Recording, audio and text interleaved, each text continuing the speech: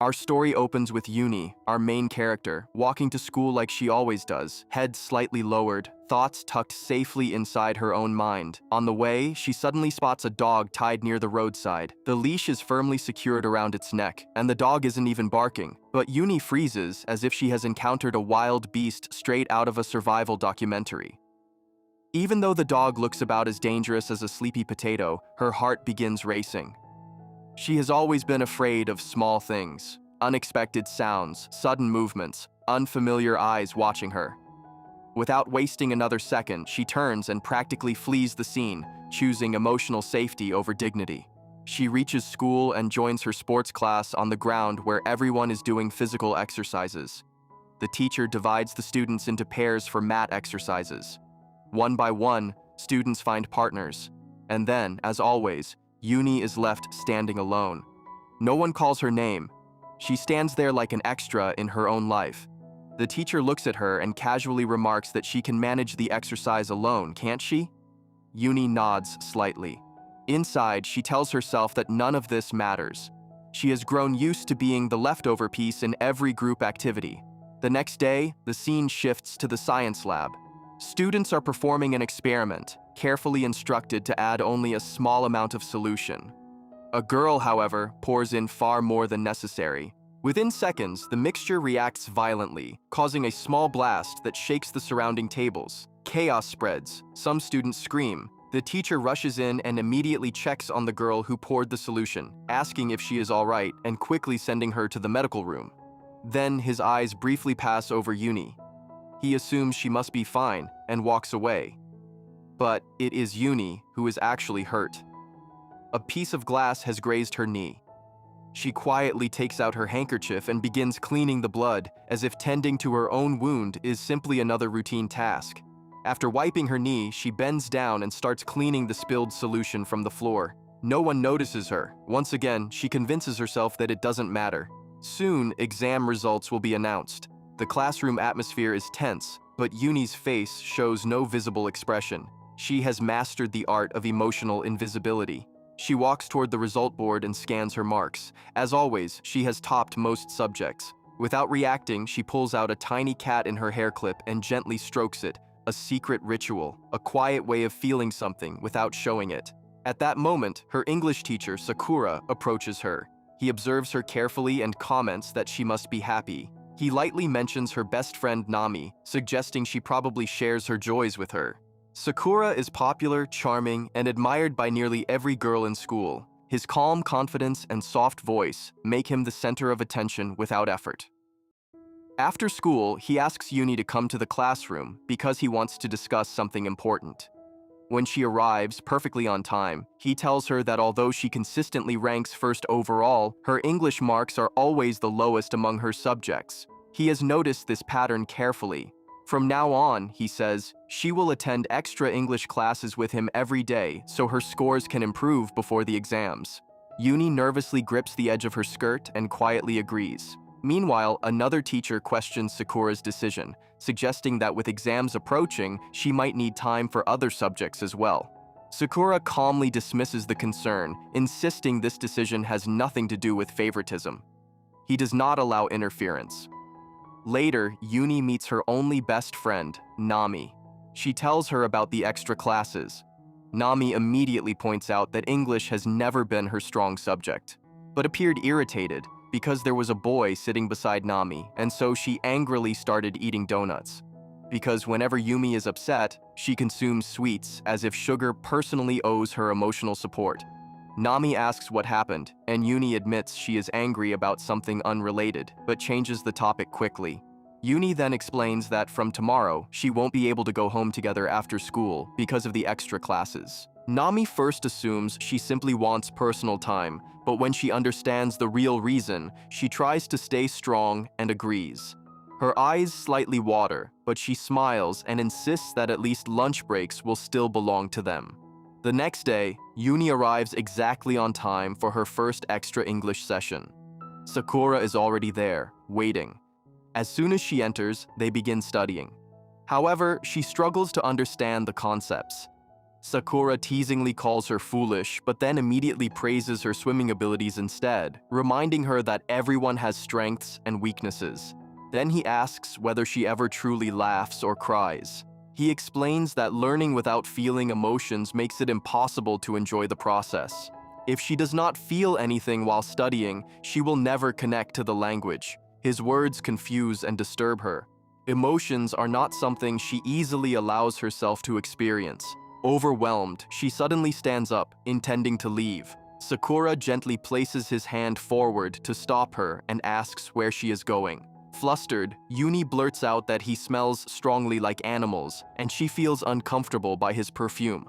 Before he can react, she pushes him lightly and runs out of the classroom, her heart pounding louder than her footsteps. At home, her cousin Saku discusses the extra classes.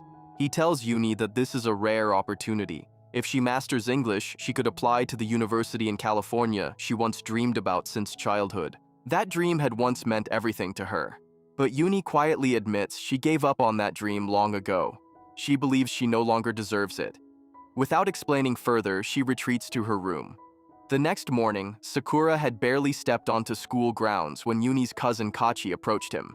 With a thoughtful look, Kachi suggested that since Yuni was a good girl, perhaps Sakura should pay her a little more attention. Classes began soon after. Sakura had come prepared, carrying special English materials just for Yuni. He placed the sheets in front of her and asked her to start reading. Yuni hesitated and admitted that without understanding the grammar rules, she would not be able to read properly. Sakura instructed her to write each line 5 times while repeating it aloud. She obeyed without argument.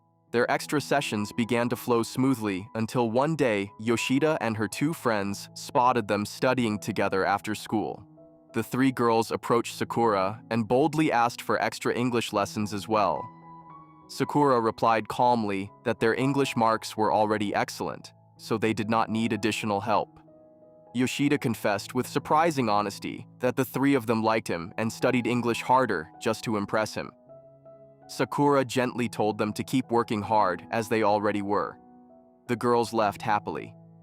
However, the vice principal had witnessed Yoshida's interest in Sakura and later called him into his office. He questioned him carefully. Sakura explained that at their age, students often did not fully understand right from wrong, but he believed Yoshida would grow into a beautiful young woman in college, find a boyfriend, and enjoy her life. Back in the classroom, Sakura returned to Yuni, who was deeply focused on her studies. He remarked that she was beginning to understand things better. Yuni replied that she was simply following his instructions. As she spoke, she unconsciously grabbed her ear. Sakura noticed and asked why she felt embarrassed. Yuni denied it, but Sakura observed that whenever she felt shy, her ears turned red. She instinctively touched them to cool them down. Sakura commented that a person's actions often reveal what they are thinking. Yuni clutched her skirt again. Sakura gently asked if she did that to hide her emotions. When she looked at him silently, he quickly clarified that she should not misunderstand him. He was asking only as her teacher. He added firmly that he had no special interest in her. Yuni shot back that it was good to hear because she hated him anyway. During lunch break one day, while others chatted, Yuni continued practicing English. Nami asked why she was working so hard.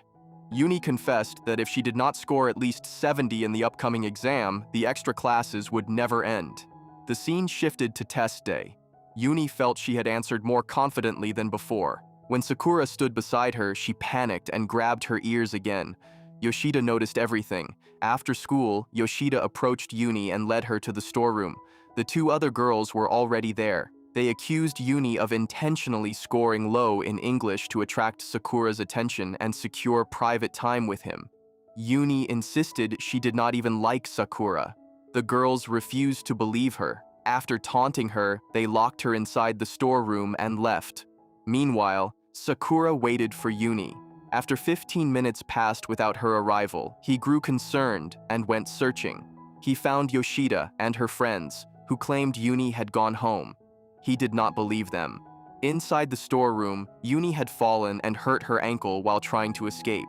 She attempted to climb onto a container to reach a window. Just then, Sakura arrived and caught her before she could fall again. He admitted that he knew what had happened and had already confronted the girls. He asked gently if she was all right. Uni insisted she was fine, and even claimed she would have escaped through the window if he had not come. When she stepped outside, her condition clearly worsened. Without hesitation, Sakura lifted her into his arms and carried her across the school grounds to the medical room. The entire school watched. Strangely, from that moment on, Uni found herself liking the faint scent of Sakura's perfume. In the medical room, Sakura bandaged her ankle carefully. He told her to take better care of herself and rested his hand lightly on her head. Uni gazed at him with unmistakable affection, and it became clear that the story was shifting direction. Kachi entered the room and asked how it had happened. Uni claimed she had simply fallen. Sakura looked at her knowingly. He knew she was lying.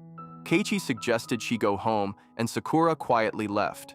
At home, Uni noticed that her coat still carried Sakura's scent. Instead of discomfort, it made her smile. After recovering, Nami took her shopping one day to buy gifts. While browsing, Uni spotted a tie and purchased it. The following day, after extra classes, she handed the tie to Sakura as a gift. Sakura assumed she had begun to like him. Teasing her, he reminded her that she had once claimed to hate him and joked that teaching her would not be enjoyable if she changed her attitude. Uni explained she simply wanted to thank him for helping her. Sakura did not believe her. Frustrated and hurt, Uni suddenly slapped him and burst into tears. When he tried to calm her, she ran away. At home, she threw the tie into the dustbin and began reading a difficult philosophy book. When Kachi called her for dinner, she ignored him. He later entered her room and noticed she was reading that specific book, the one she only touched when she felt troubled. He asked what was wrong. Realizing she was distressed because of the extra classes, Kachi decided to take action. The next day, he walked straight into the principal's office and called Sakura in for a serious conversation. Sakura stepped into the principal's office, where the atmosphere felt heavier than usual. The principal informed him that Uni's extra classes were to be stopped immediately. Sakura responded firmly, explaining that he had done nothing inappropriate and that Uni's grades had improved significantly.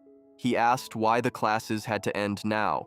The principal clarified that Kachi was Uni's legal guardian since her mother worked overseas, and Kachi had requested that the extra sessions be discontinued. Hearing this, disappointment flickered across Sakura's face. Outside, Kachi told Uni that her extra classes were officially over. Her marks were good now, and she no longer needed them. Uni felt a sudden emptiness. Even after school ended, she quietly walked towards Sakura's classroom.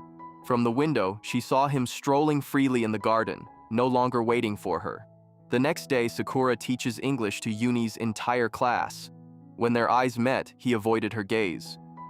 Later, Uni sat alone in the classroom, listening to English lessons through her headphones. Sakura entered, gently removed the headphones from her ears, and told her she should go home. The moment she saw him, she fled. At lunch the following day, Nami noticed Uni barely eating. Concerned, she asked what was wrong. After hesitating, Uni admitted that something strange was happening in her heart. She claimed she hated him, yet it hurt when he spoke coldly to her. She did not want to see him, yet felt lonely without seeing him. Nami smiled knowingly and said it was love, because when love and hate exist for the same person, confusion follows. Love, apparently, has a talent for turning even the most logical minds into emotional detectives who can't solve their own case. Encouraged by Nami, Uni visited the library and began reading books about love. One sentence stood out. The first step in love is confession. Determined, she decided she would confess to Sakura. The next day in class, she stood up, ready to speak, but facing so many eyes, her courage dissolved. After school, she waited near Sakura's car. When she saw him smoking, she snatched the cigarette from his hand and lectured him about how unhealthy it was. Sakura asked calmly what she wanted from him, but once again, she failed to speak. During science class, she observed a student showing notes to a teacher and suddenly had an idea. She would confess through her notebook. The following day, just as Sakura began class, Uni vanished. He asked where she had gone, and students said she had been there a moment ago. Then he felt a small touch on his leg. Uni was hiding under his desk. Sakura looked down, stunned. The students asked what had happened, but he said nothing. Uni handed him a notebook containing her written confession. To avoid suspicion, Sakura deliberately dropped his pen and bent down to pick it up. As he leaned closer, he read her words, and in a moment of impulse, he kissed her. At that exact moment, the vice principal was showing a new teacher, Mireille, around the school. They stopped outside Uni's classroom. The vice principal moved ahead, but Mireille accidentally glanced inside and saw Sakura rising from under the desk, wiping his lips. She also noticed a female student hiding beneath it. Instantly, she understood what had happened. After class, Uni went to Sakura's office.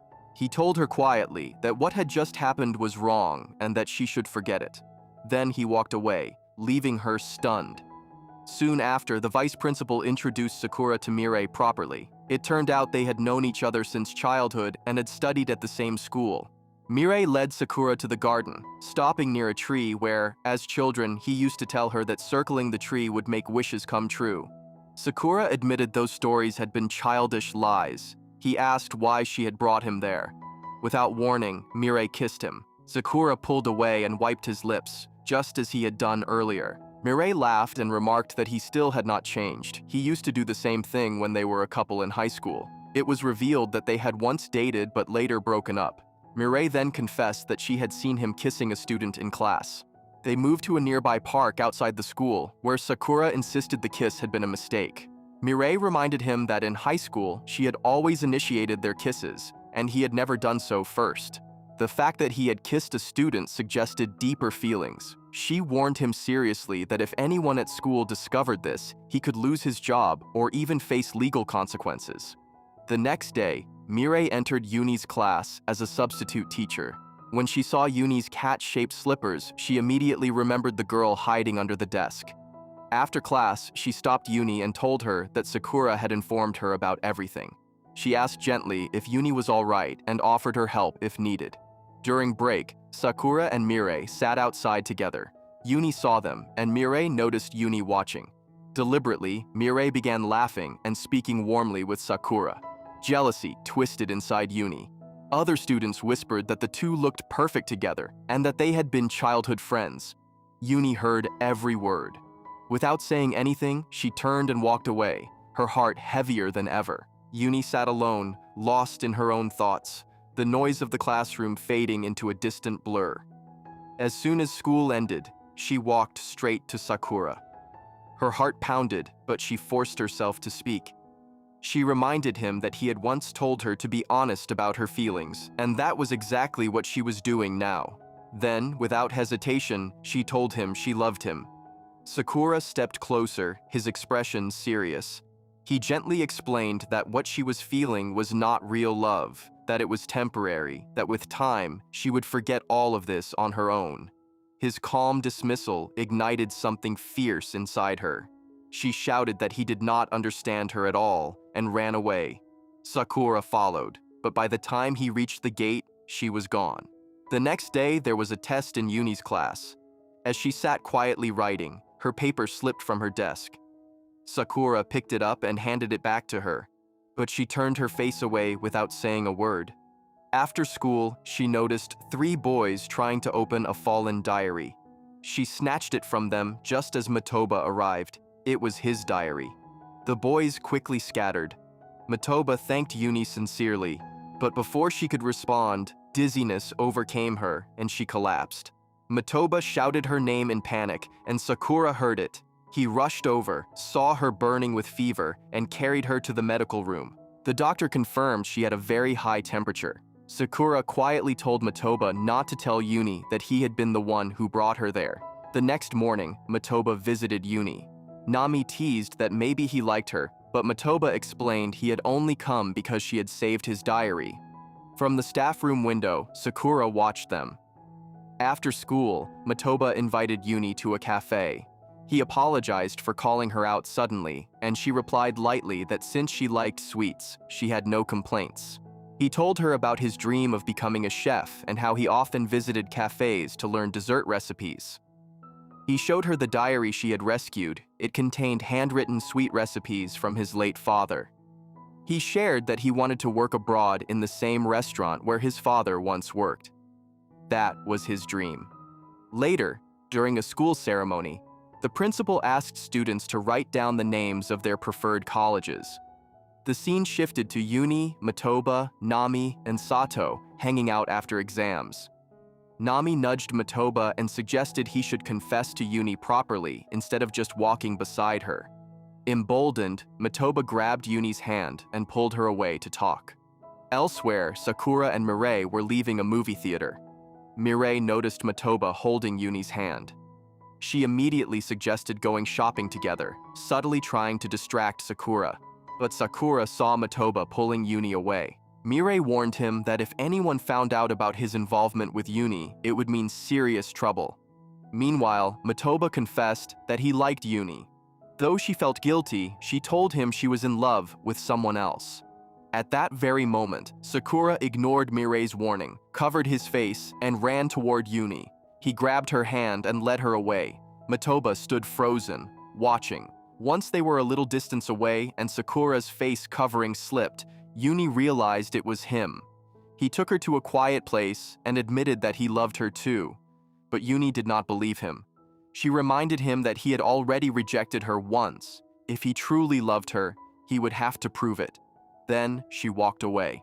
The next morning, Yuni was having breakfast with Kachi when she saw Sakura standing outside her window, signaling her to come out. She left her meal unfinished and followed him to a beach. There, Sakura opened up about his childhood. He told her that his father used to claim he had seen a blue sunset, something impossible except under very rare conditions on Mars. It had been a lie.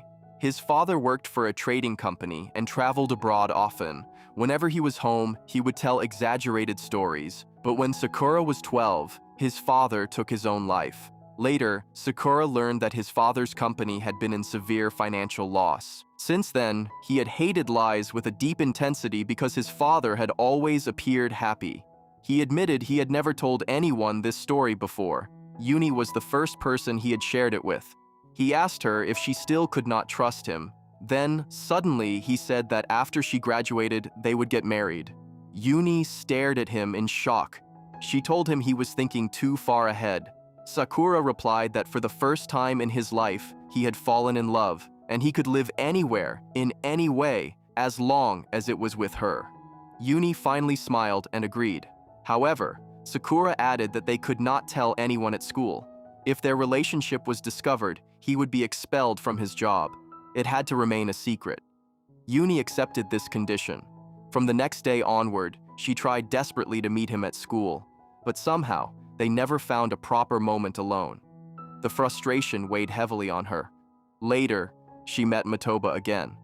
He told her he knew Sakura had taken her away that day and that he had not followed because he sensed something serious. He also revealed that it had been Sakura who carried her to the medical room when she fainted earlier.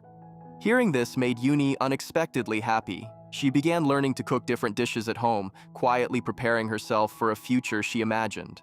In her room, she counted the days until graduation. Back at school, Yuni accidentally bumped into a couple in the hallway. Watching them hold hands made her chest tighten. Just then, she received a message from Sakura asking her to come to his office. She headed there, but before she could reach him, Nami and Sato stopped Yuni in the hallway and teasingly asked whether she had finally found a boyfriend. Irritated, Yuni brushed them off rudely and hurried towards Sakura's office.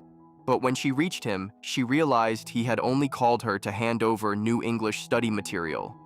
The disappointment on her face was impossible to hide. She turned to leave, but Sakura stopped her. Without another word, he stepped forward and hugged her from behind, apologizing softly.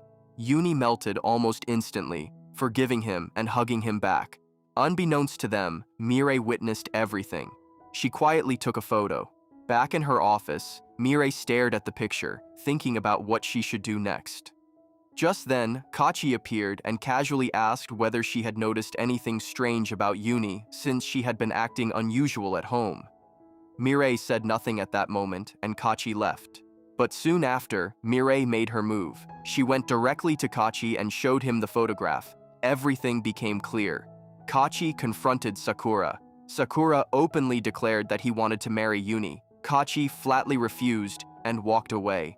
For a moment, he considered reporting everything to the principal, but he stopped himself. Just then, another teacher informed him that Yuni had scored 65 in English.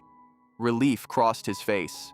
When Yuni came home, he told her she should go to California to attend Professor Mendel's university classes. Alone in her room, Yuni wondered what would happen to Sakura if she left. At that moment, her phone rang. Sakura asked her to step out onto her balcony. She saw him standing below. He said he missed her, that he would marry her someday, and then hung up, walking away. Yuni ran downstairs, caught up to him, confessed her love once again, and rushed back inside. The next morning, however, she told Kachi she no longer wanted to go to California and would stay. Meanwhile, rumors about her and Sakura spread throughout the school.